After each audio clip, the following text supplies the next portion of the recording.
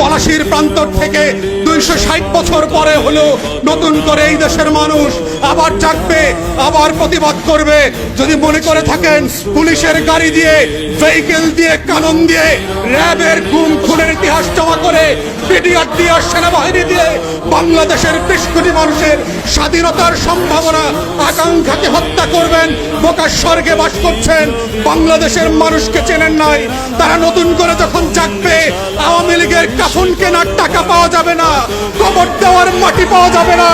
সেই দিন আসতেছে, সেই দিনের প্রস্তুতি নেন। ফেরাউনদের লাশ কোন নদী থেকে ডুবুরিকে দিয়ে উঠানো হয় নাই।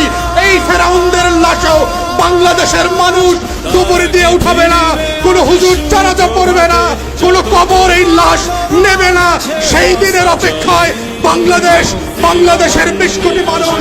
আমরা বারবার বলছি, আইয়ুব খানের রাজতন্ত্র আমরা মানি নাই, ইয়াহিয়া খানের রাজতন্ত্র আমরা মানি নাই, শেখ পরিবারের রাজতন্ত্র মানি না, মানছি না এবং মানব না।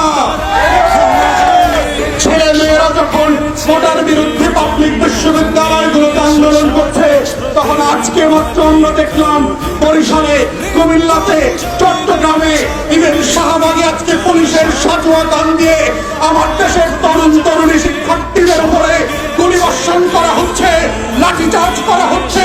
এটা পাঞ্জাবের আমল না, পাকিস্তানিদের হাতে আমরা বন্দী না, এটা 190 বছরের জমিদারি শাসন না।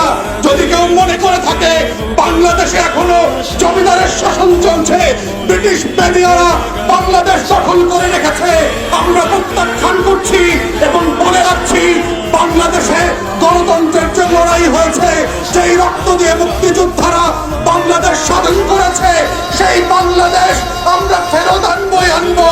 কোটা থাকবে না, ইদার শেখ পরিবার, হাসিনা থাকবে,